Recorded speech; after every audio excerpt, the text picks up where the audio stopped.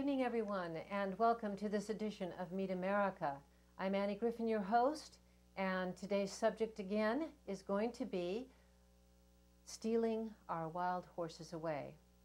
I promised my viewers that I was going to go up personally and videotape a roundup in Nevada to just take a look and see what kind of conditions these horses were in.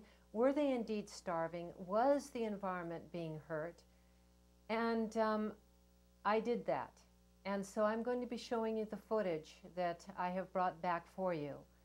And I did some interviews of people who are trying to save the horses up there.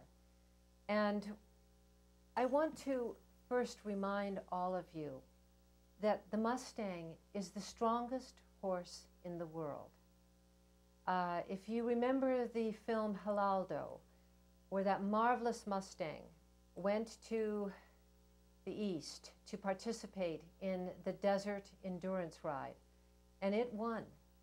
And it was just an amazing film and an amazing accomplishment that this horse did. And this horse was brought back to America and released on a ranch where since then his bloodlines have continued. But now the BLM, the Bureau of Land Management, under the mandate of President Obama and Secretary Salazar, are removing our wild horses at an alarming rate. And they're lying about their numbers. They're lying about the condition of the horses. We saw the horses, they were in fine condition. And they're lying about what the horses are doing to the environment. You would think that they were excavation machines, the way the BLM goes on about how the horses are destroying the environment. And yet the BLM allows mining to continue and mountaintops to be blown up, whole mountaintops to be blown up. And these horses do nothing but enhance our public lands. And so it is a crime that is going on by our government to steal away our tax dollars. And I saw government employing going on to round up these wild horses, to keep people in jobs. And this is one of the ways that they're doing it. And jobs are wonderful, but not when it comes to rounding up our wild horses. If anything, they can put hay out there, and that's jobs, if they're so concerned about the horses. But the horses don't need hay. And in fact, they suffer when they're given hay because they eat brush. They are an amazing animal. And as we allow these wonderful, strong horses, the strongest horses on earth, and we have the privilege to have them on our continent, as we allow them to steal them away, so is our own strength as a nation being stolen away. Because the lack of integrity and the lack of honor and the corruption and rot that is so deep is stealing away the strength of this country. So I hope that you'll call President Obama and tell him that your vote hinges on him saving the wild horse. And we have been going to courts, and the judges back off for the most part, and they allow the, it to continue, even though we've given them everything imaginable to evidence that these horses don't need to be removed. I think they're getting orders from higher up. Continue doing what you're going to do. Don't stop at anything. So we have probably a year before these horses have totally disappeared. And what's interesting is we approach 2012, the Indians, the Native American Indians, many of them believe that as we take and remove and kill the last of the wild horses, we become more removed from our connection with the Great Spirit. And so it's very important for us to save our horses, not only from the spiritual angle of things, but because it's such a beautiful natural resource, and we should be so proud to have these horses. Thank you for listening and watching, and most of all, please be active to save our wild horses. There's not a lot of time left.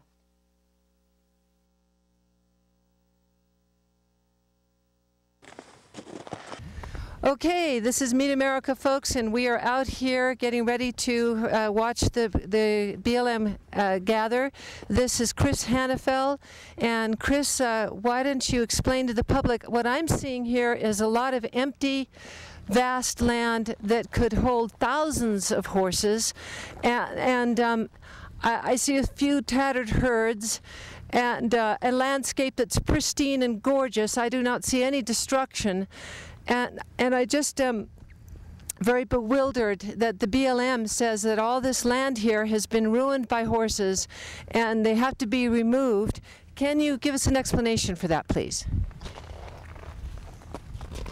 Well, I think I'd start by suggesting again that you take a look at the environmental assessment, which explains everything really well. We're a multiple use mandate, you know, the BLM, and it is cold out here. Bear with me just a second. It's 11 below. It is 11 below now. Yes, sir. Okay. Again, you know, I would suggest that you take a look at the environmental assessment. We do have horse herds out here, but if you take a closer look at the horses, you can see that they're really struggling to get through the snow, to get sufficient nutrition.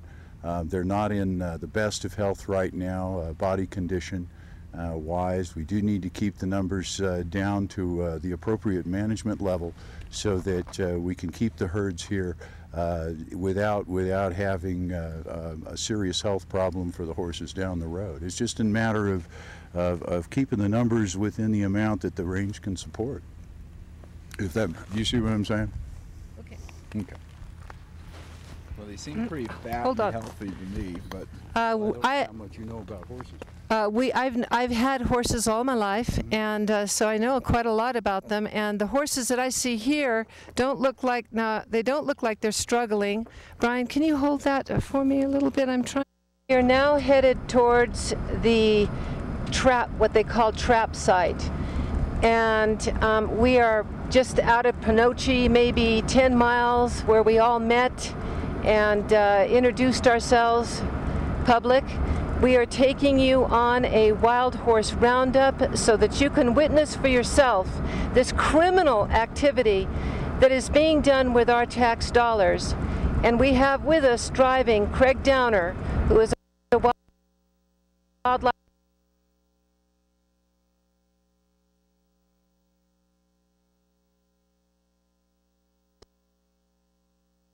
wild horse now for over 35 years in his natural habitat. And Craig, you mentioned that at Calico there was a, when the horses are running, the degrees out here was 4 below when we left Panoche. Panoche. And they get what they call, for how many miles are they going to be run? Chris Hannafel told me on the phone he didn't know. This is atrocious. Run for 20 miles. 20 miles in this freezing cold. Because they try to escape, they go this way and that way, so it's not just as the bird flies. I mean, it varies, but sometimes, like in a 5-mile run, they can actually end up running 4 times that easily. And then is there any pregnant mares? There are pregnant mares at this time, isn't there? Yeah, there are, going into this is the cruelty. The final phase of their gestation. When yeah.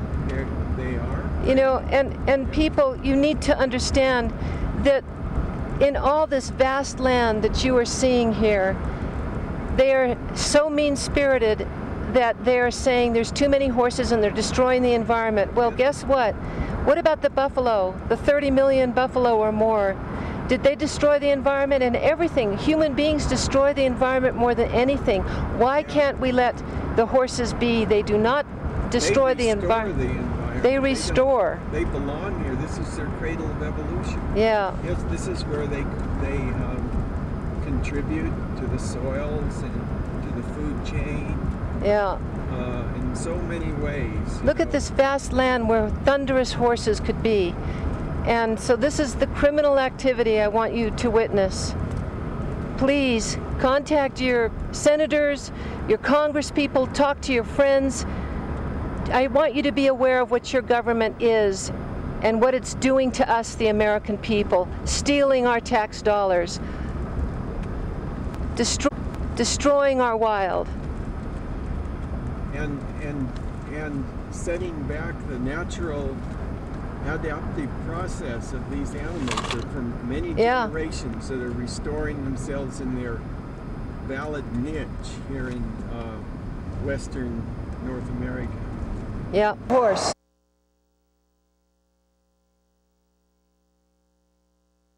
There's the horses. Oh, we.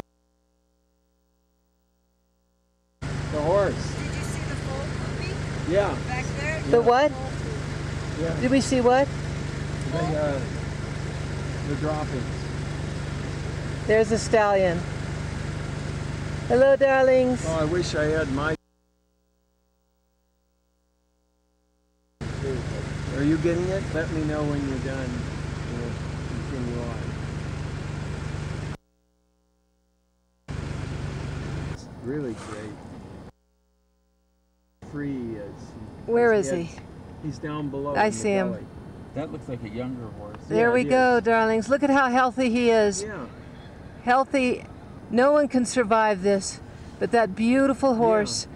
And the BLM is saying they're starving. Here's another example of their lies and their deceit and their destructiveness, taking the last little remnants of our wild away as they take our own freedom away. Look at how spirited they are. Look at those beautiful ones. They belong. This is your America, Americans, and you better start getting active because your government has no respect for you. And this is a typical example of it, taking the last of your wild horses with lies and deceits. All right. This beautiful land, all this beautiful land where the wild horses could roam. See how empty it is? There's not the millions of horses there should be, or even the 100,000. The BLM is saying there's 700,000 cattle.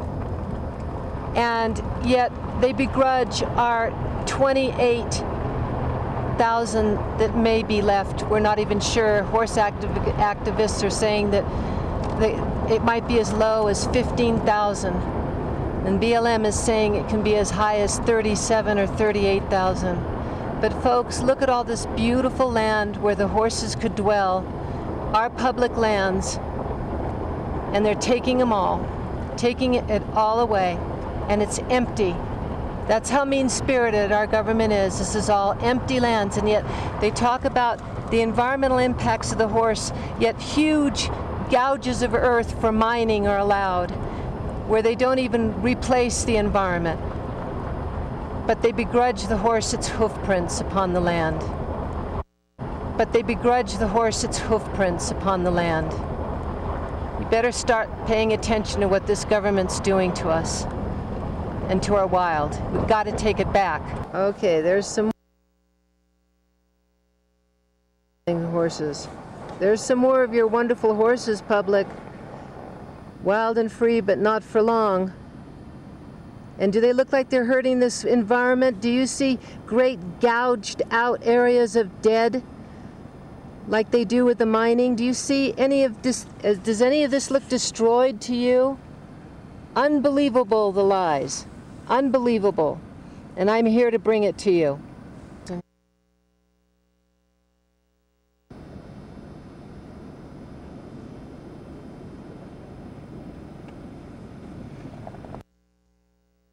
I'm ready. Okay, my name is Craig Downer, and I'm a wildlife ecologist.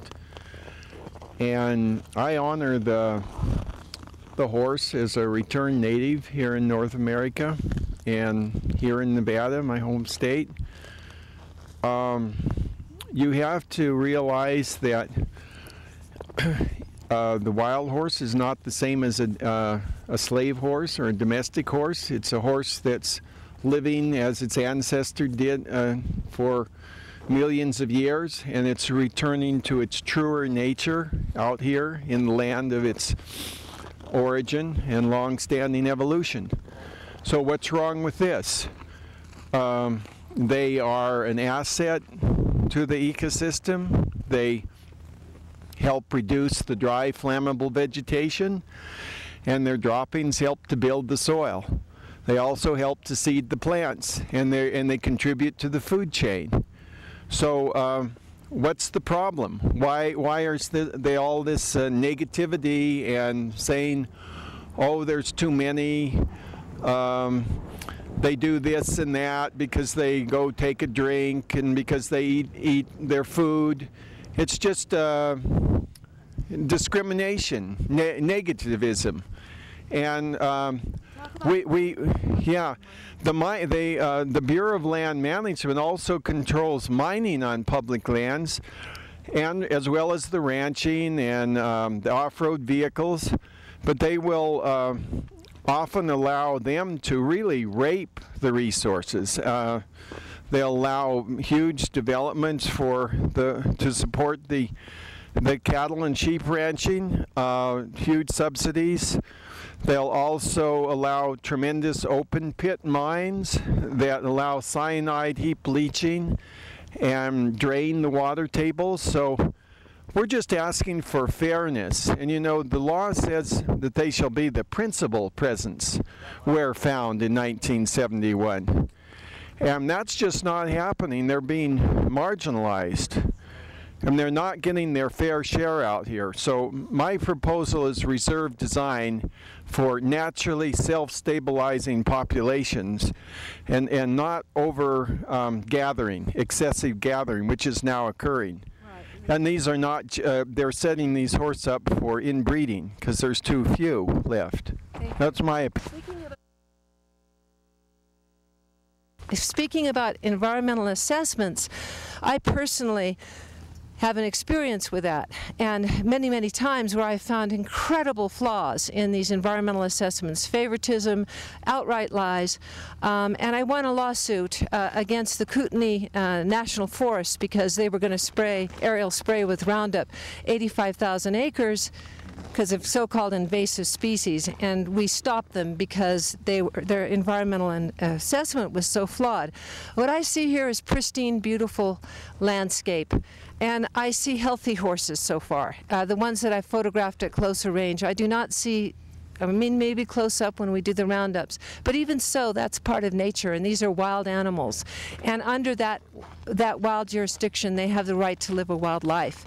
I do not see thousands and thousands of starving wild horses here dotting the landscape and a mined-out landscape. And I just need to have you comment on this beautiful, pristine environment, and it's so contrary to what you're saying. The BLM is saying, let's put it that way. Thank you. Well, and obviously you have your opinion, and we appreciate your opinion, and we're hoping that you participate and continue to participate in the public process, but we disagree.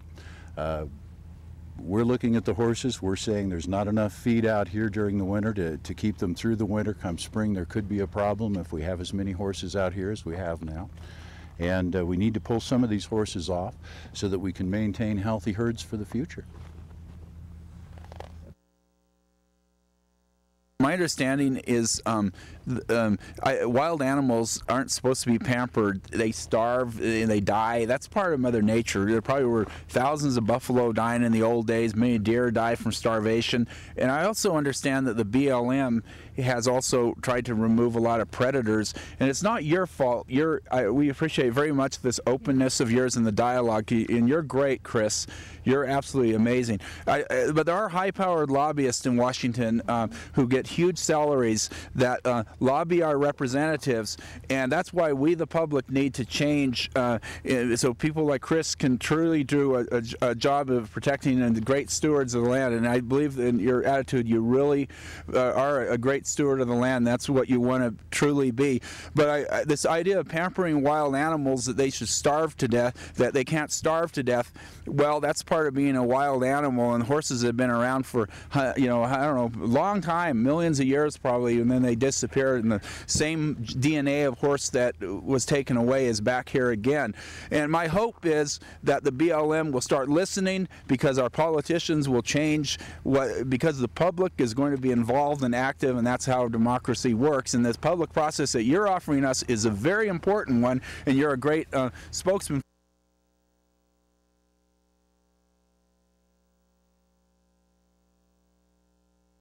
I used to do barb.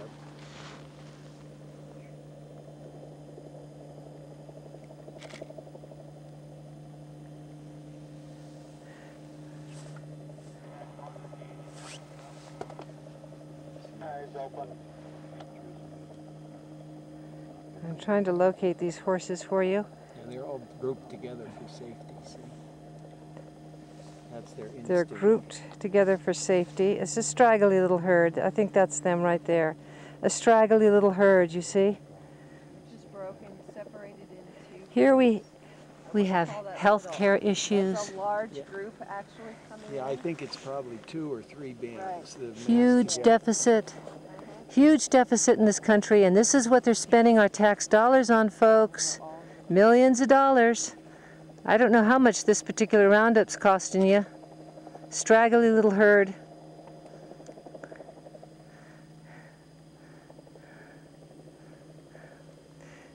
It's the symbol of what they're doing. No, and they're the ones that are living it. And they have to live it. They have to live this horror. And that's kind of what they're doing to us. And their families will be torn apart forever. The BLM does not allow families to be together. And they castrate the stallions without any pain medication or very little. It's just a pain relaxant. So there you have your American Veterinarian Association. All in the name of humanity. Just too awful.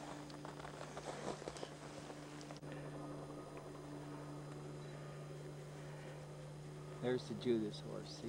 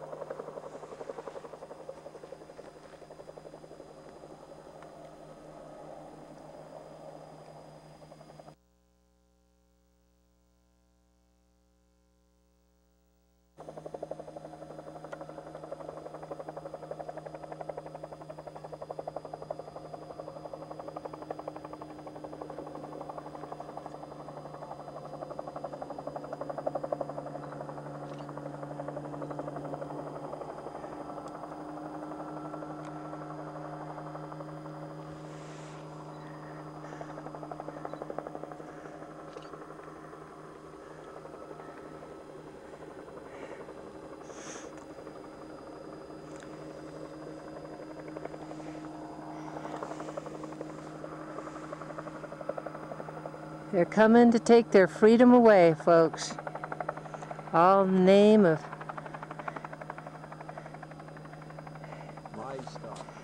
livestock and environmental impact, while they allow mining to leave huge gashes in the earth. And 700,000 cattle. Now they're in the trap. There they are. And there's no video witness down there to see the injuries.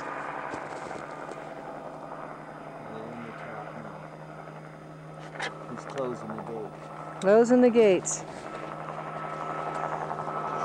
Their freedom is gone, and their families will be torn asunder. All with your tax dollars, but not for long.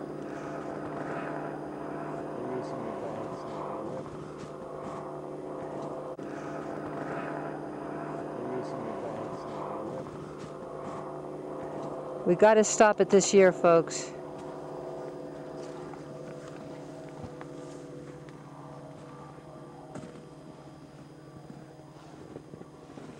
$11,000 horses are scheduled to be rounded up in this area. And that'll probably end them We straggly And little they were herds. saying yesterday 12,000. Oh, 12,000 It now. was 11, now it's 12. Now it's 12. That'll finish off this area pretty much.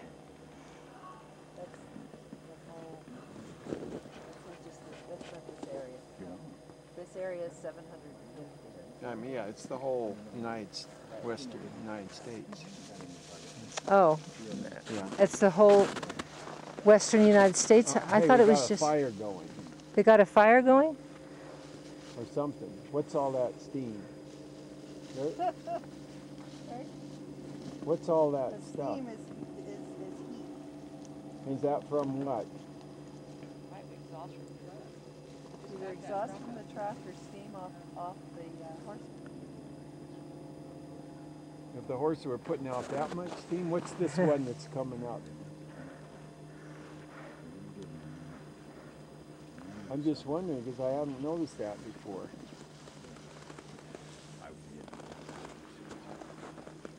And where'd all the horses in the chute go? Well, they're all massed together there. So they- Mashed together, huh? and Oh, they're and big- guess what? That's a smoke screen, I bet. Oh, so we can't see? Yeah. Very clever. I bet that is.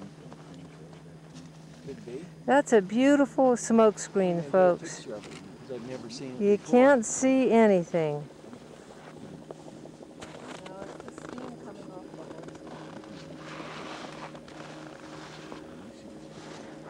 See, they've worked up a lot of body heat, if that's the case. Uh-huh.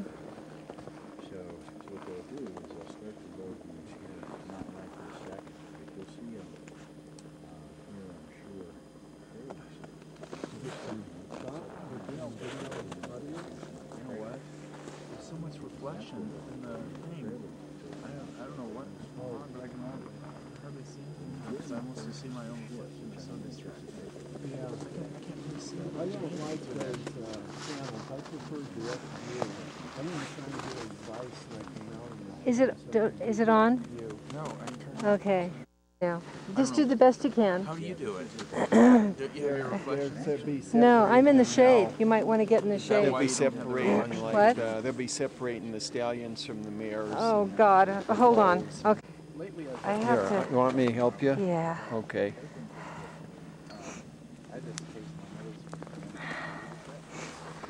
Thank you. it was so horrendous when they had their own evaluation. Okay. Very good. Here's... You just hold that end. And... Okay.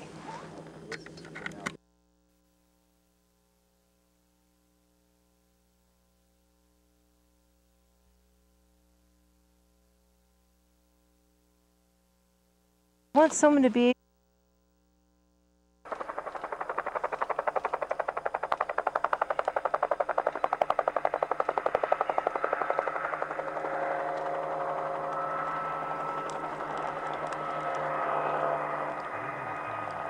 Here comes the horse. That steam you see is from the horses sweating. Does Chris agree with that? Or is that... Chris, do you agree with that? He's not saying. Do what? That the steam is coming from the horses' backs. I do believe it is the steam. I will double check, but that would We don't know what that... He's saying he's going to double check, but he doesn't know. Well, the easy way to tell is when they load on the trailer and the What? trailer moves. Can you face me, Laura? The easy way to tell is when they load on the trailer and the trailer moves, the steam goes with them. Aha, yes, and we noticed that the steam was coming from the trailer folks as well, so that is what that is. Oh, right. So, yeah, they probably worked up such a sweat Yeah. that it's just steam coming Yeah. off there. You see the trailer right there, that other one down there? And then this freezes on their body, folks, Yeah. plus their lungs are cold. So those horses, many of them may be getting sick, and we'll never know about it.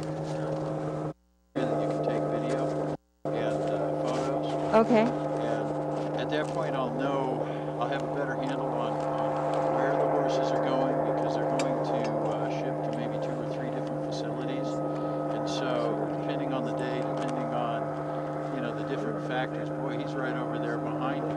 Yeah, the horses are going to come. Yeah. They could be coming this way. I would be ready to. Hasselblad. I had a friend whose father worked for Hasselblad. That's back when I worked in fashion.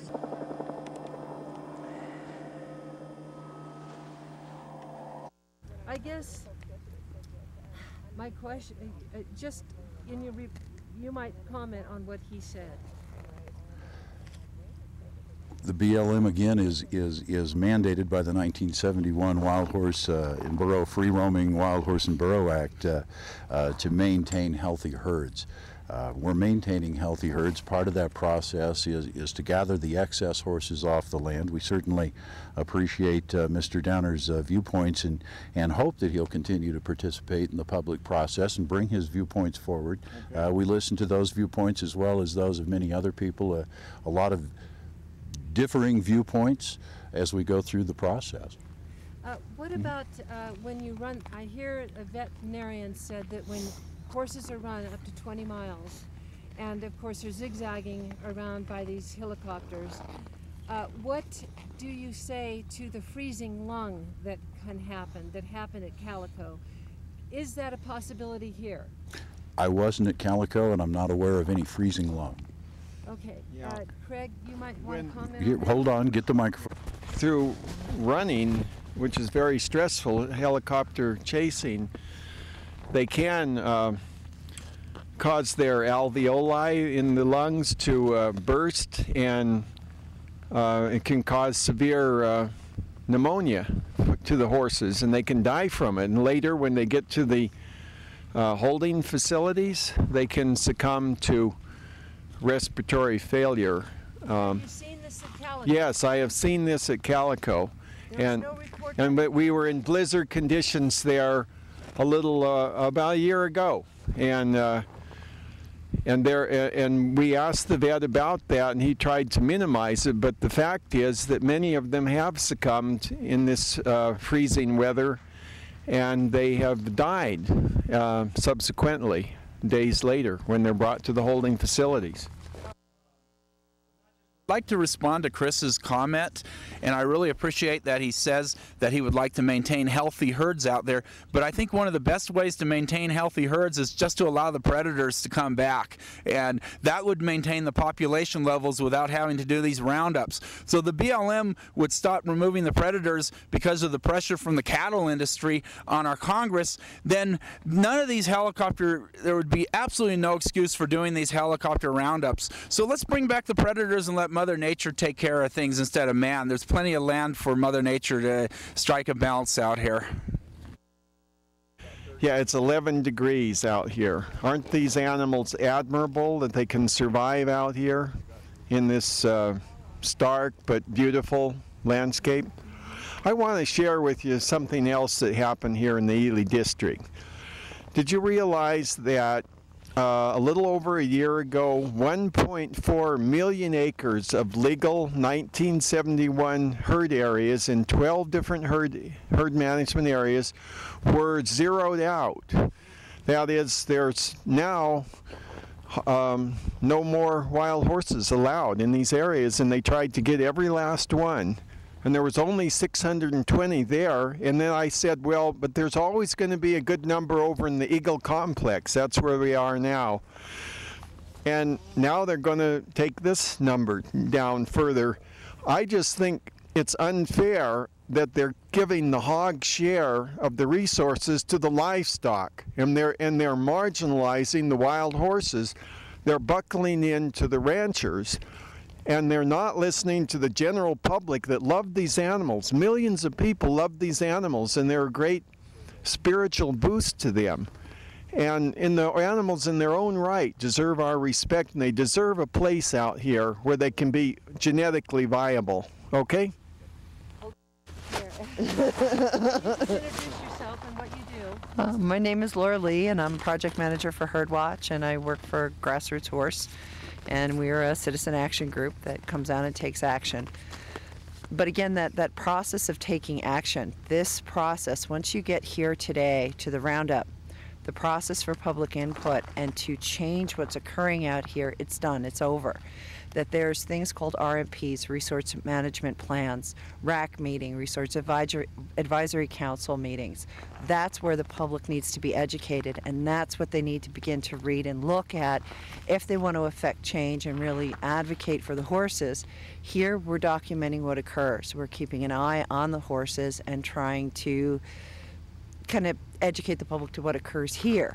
But this isn't where change is going to occur. Change is going to occur with the public learning about these RMPs, learning about this process, really standing up and becoming that interest for the horses and becoming the voice for the horses, and that's where it'll occur.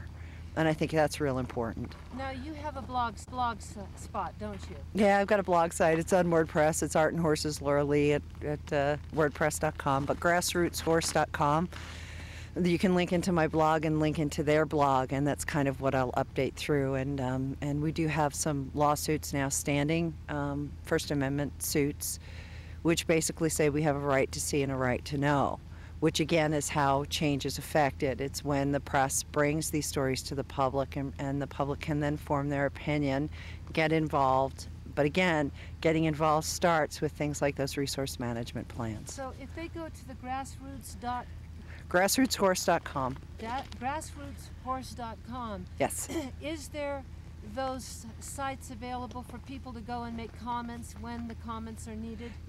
Yes, we link into those. AWHPC, American, let's see, they're wildhorsepreservation.com, and they do alerts all the time, and are trying to do a real good job. I've been working with them as well, trying to educate the public in those resource management plans and all those public comment areas. All right. Okay? But they're also listed, so if you go to grassrootshorse.com, there's a links list, and you can go through those links. There's some wonderful websites out there to learn from, some really great information with Equine Welfare Alliance and American Herds, which is another blog that's done, and she has amazing information as well. Craig Downer feels that it's way too cold for these horses to be run uncertain miles, because you don't even know how many miles they're going to be run, do you? The exact number of miles? Yeah.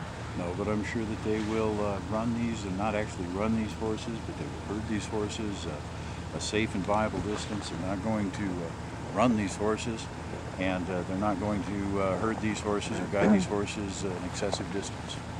How can they not run them when they're terrified by these helicopters? Well, you know, again, you're asking for an opinion.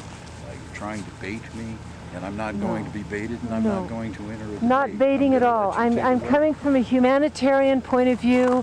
It's very obvious. It's 4 below 0, and there is that deep ammonia question these horses can get, and to run in this kind of cold is inhumane. And I'm coming from a humane public standpoint. I'm shocked, not at you, Chris, you're basically doing your job, but I'm shocked that the BLM, Ken Salazar and President Obama are allowing and putting people like you in this kind of position of cruelty to our public horses. I'm extremely upset about this. This is a horrible, cruel, terrible thing that that we're facing here with these horses, and even vets say that this should not be happening. And so that's what I'm. For me? Yes, and so that's what I'm. For me? Yes, and the question is, would you please call off this roundup today because of the cold, for humanitarian and concerned aspects of these horses? As you can see right now, we're not gathering horses. We're waiting for the weather to warm up. If and when we feel that the horses would be in any danger at all, we would stop this gather. We don't feel that there is a danger at this point, but again, should we feel that there is a concern, we would stop the gather. Thank you. On public land right now is in Eureka County here in Nevada. There's a corporation coming in called Eureka Moly. Well, Moly is actually an international company, and for example, they own mines in Australia, South America, all over the place. But when you trace Moly back, Moly is owned by the Bank of China. Okay, that's one part of this. Now, coming into Eureka County here in Nevada, What they're doing is they are going to be using 3/4 of the available water to do this mining project, where they mine a mineral called molybdenum. Molybdenum is high heat, so it's used for things like nuclear reactors, things like that. The way this corporation is set up, for the first 10 years, every piece of ore that comes out of the ground goes direct to China. It's also set up so that it occurs so quickly and so fast that if anything is wrong with what's happening with the way the water is utilized, it's going to be occurring so quickly that you won't be able to correct the problem within the 10 years that China gets all the ore. So it's set up in a very interesting way. They've also put the water into an ag corporation, which is now going to give it to the mine. So if the mine goes under, China still owns 3/4 of the water. Privatized? That's how it works. Do you hear this, people? Is this Senator Reid? Is he part of this? Yeah, Reid's part of this. Oh, yeah. Nevadans. Good old handout, oh, Harry. boy. But however, this project, because my interest is wild horses, 3 HMAs are directly affected. And HMAs are herd management areas. Are directly affected. The aquifer affects 5 more. So 8 HMAs, 8 herd management areas, will be directly affected by the operation of this mine. And the pollution of this mine. And do they have any? And the water. So when BLM will then talk about multiple use. So you take a decreased water allotment into account when you do their equations to determine AUMs out there for cattle and AUMs out there for wild horses. And so when you now decrease that water, because we now have this mine in another county that's in that aquifer, then the equation for available water and forage is going to go down for wildlife, cattle, and horses. And so then we'll see another decrease in wild horses. We did have a win in court, and people really don't recognize what's already occurred. In our first injunctive order for Oahe, when we went in there, the judge declared that they can't close public lands, that it's an infringement on my First Amendment rights, your First Amendment rights, all our First Amendment rights. And so they can say there's a public observation day, but they can't close public land anymore. And so therefore they set up a public observation area for every day of a roundup. So roundups are technically open to the public now every day. So even if it says public observation day, which is what today is, well, tomorrow I'll come out and meet them, come out tomorrow, because it's public land and they can designate an area for me to stand in. Wait. Or deal with me on public land. Well, public, I want you to meet Laura Lee, the most amazing wild horse observer, that we have. And please start supporting her by going to Grassrootshorse.com. Grassrootshorse.com and donate $10 a month. Make a commitment and contact all your email alert people to do the same. And let's get thousands of people donating $10 a month to grassrootshorse.com. And help me pay for that attorney. How much is that attorney for that lawsuit? Well, I don't want to publicly talk about the amount of money, but everybody knows what attorneys cost. Yes. He is giving us quite a wonderful break, and he's been so willing to learn and so willing to work with us that, we need to keep him. We need to keep him, and like I said, we've already had a win. And a lot of people don't recognize that, and we're moving forward now to try to open these facilities again to public observation. The case is sitting, it's going to be going for a hearing. We're getting ready for discovery, which is very exciting because we can start to get copies of these internal documents. But every hour that attorney works costs money. Every mile I drive out here costs money, and it's tough, and it's not a life of luxury.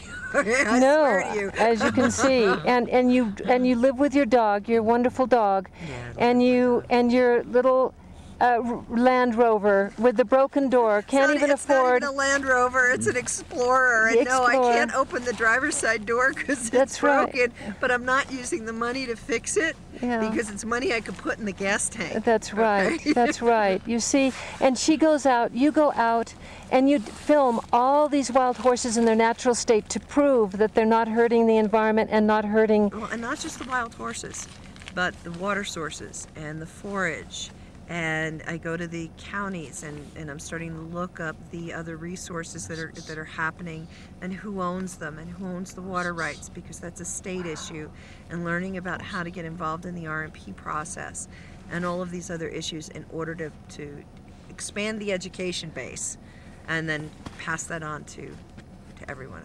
Well, everyone know that Laura Ley is now an official Meet America reporter on behalf of the wild horses. What condition have you found these wild horses in comparison to what BLM is saying?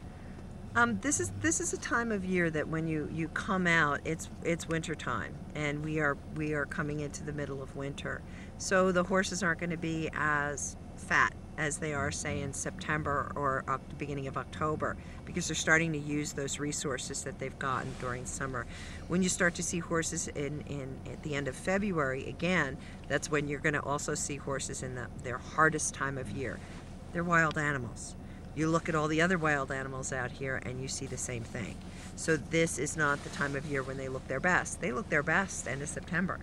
If you talk to the wild horse and burro specialists and really get them talking, most of them will say that the best time to do a roundup is September and October. If you're going to do one, we want to do the autumn roundups. But that's only 2 months. And so with the current protocol and how many that they're doing, they can't do them all in September and October. And so you end up with January roundups. You know, we obviously didn't learn from Calico last year. What happened at the Calico Calico roundup? They had slated almost 3,000 horses for roundup, ended up rounding up almost 2,000 because they couldn't find 3,000. And then we had over a 10% death rate. what did they die of? There were multiple causes. Some of them were direct causes from the roundup: the broken legs, the broken necks. Hooves fell off of babies from abscesses from running over the volcanic rock. But then you also have the trauma injuries, like a broken neck and a broken back from loading and offloading and being handled in the facilities. You have disease, you have respiratory issues.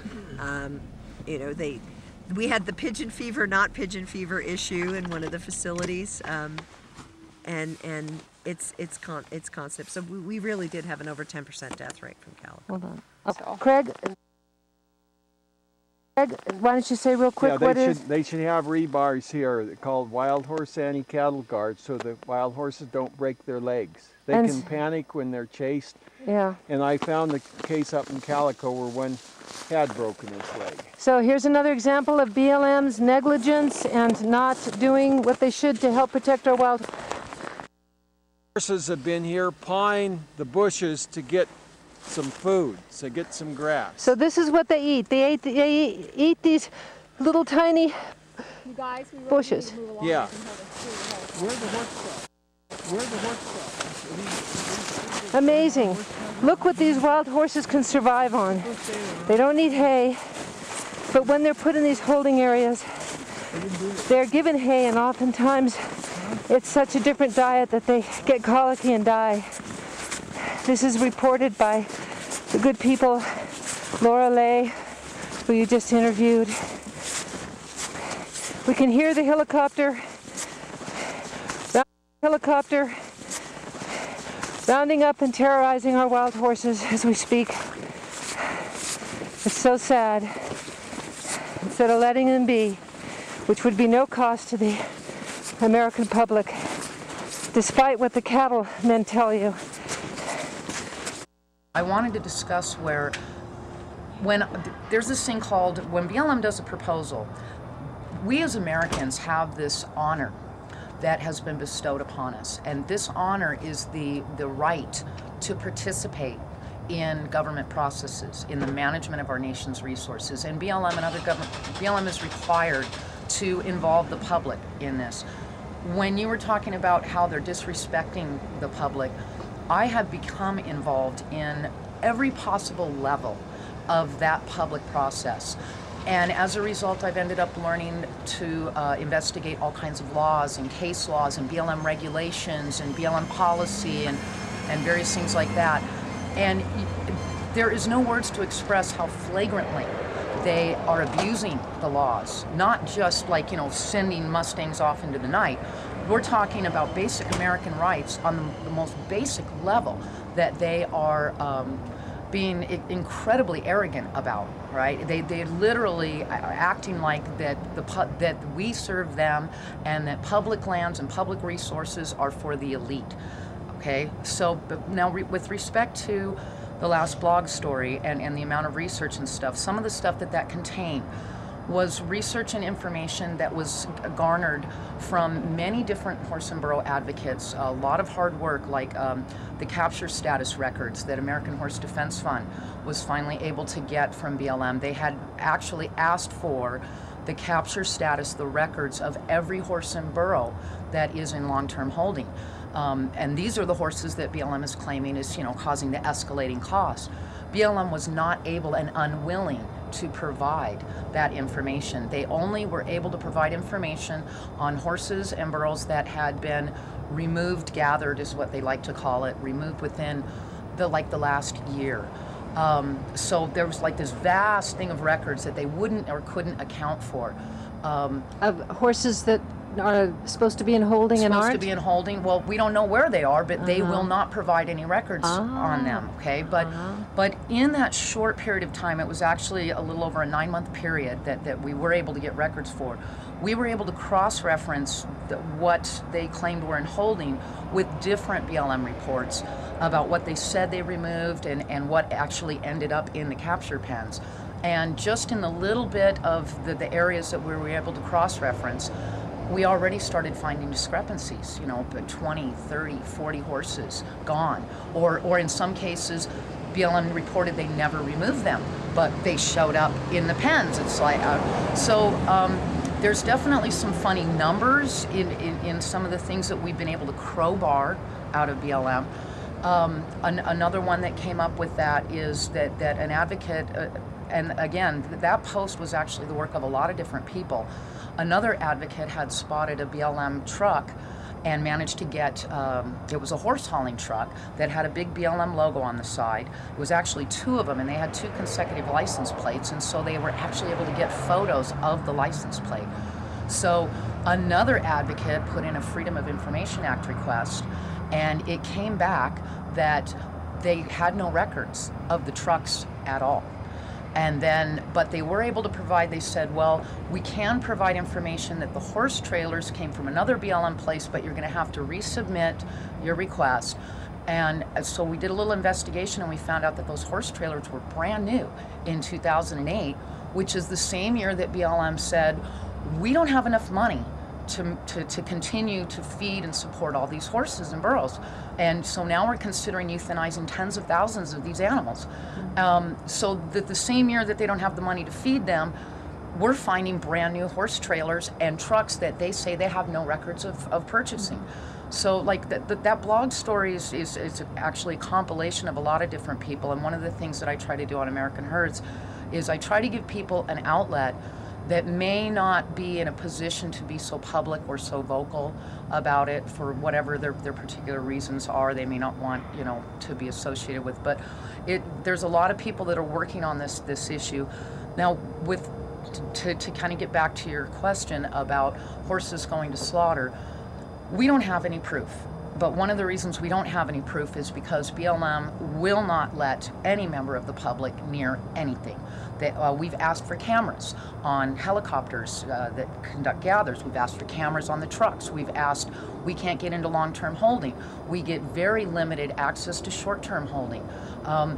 They basically manage this program like it's a classified military operation instead of, something as simple as these are natural resources. These are just horses and burros. We noticed that today. Yes. So it's very disconcerting, and it's also, you don't realize how much they seem to be treating the public like the enemy. Since 2008, they started another Freedom of Information Act request that was done after BLM made this announcement that they were going to euthanize all these, they were considering euthanizing all these animals. They put together a team, and they had these conference calls, and they were trying to discuss various options, and if we had to euthanize horses, what we would do it. And we found some very, very revealing information in that stuff. In fact, at the top, or the cover page, it said for internal use only, not for public release. Okay, but we did get them through the Freedom of Information Act request, and some of the things were, one of the things we noticed is they began referring to anybody who was interested in wild horse and burros and you know, the program that was not 100% supportive of their gather and removal techniques as eco-terrorists. There was one of the lines in there that they were discussing that if they had to do mass euthanasia on horses and burros, that they would have to shield and hide to secret locations from the public, from Congress, and from the media. Okay, so yeah, there was a lot of other really heavy things. In fact, there was that was in there. One of them was and that's what they're doing now. They're hiding and shielding these horses, saying to the public that we're not going to euthanize them, but they're disappearing, public. Well, we certainly can't get very much access to them, that's for sure. Yeah, that's for sure. And one of the other things that I wanted to mention that makes this highly suspicious is this has kind of been forgotten, but starting in 1992, a grand jury investigation was launched in Texas, and it was called the Del Rio investigation. And it was actually initiated by BLM's own law enforcement officers who had stumbled onto what they believed was possibly a Mustang to slaughter ring. And there was 4 years that this grand jury investigation was going on. The law enforcement officer, according to the historical records, gathered over 3,000 pieces of evidence of BLM employees involved in selling Mustangs to slaughter. What ended up happening was the straw that finally broke the camel's back on this is that the grand jury put in a subpoena to count the number of horses in one of their holding facilities, and they were basically denied. Okay, a subpoena from a grand jury was denied, and the federal government basically went and through a variety of legal tactics and intimidation tactics, they went after the BLM law enforcement officers that had collected this information. Okay, they dismantled, and not one piece of that evidence was ever heard. And I still find this stunning. One of the most amazing things about it is the DOI's lawyer, one of the DOI's lawyer, actually argued the case that the practice of selling Mustangs to slaughter by BLM personnel was so common, it would be unfair to prosecute 1 or 2 individuals. Okay, so there was this huge thing with that. Then, and the FBI got involved, Department of Justice got involved, Office of Inspector General got involved, and a big whitewash happened. And nothing, the whole thing was dismantled. The case was, you know. When was this? The investigation ran from 1992 to 1996 when it was disbanded, okay? Up until that point in time, the BLM was required to submit to Congress every 2 years a report on the Wild Horse and Burro program. After this in 1996, the BLM has never again submitted a report to Congress, and Congress has not asked for one. Okay, so there's actually this history of it, and after all this dirt was starting to surface, this can of worms was starting to open, they slammed it shut, and nobody has looked at it since. Oh my and so God. Instead of it becoming, you know, coming to light, so like there's a lot of history at least that leads one to believe, especially when you use that in conjunction with the way that they keep such an iron curtain on this program, that it's very possible horses and burros are disappearing into the night.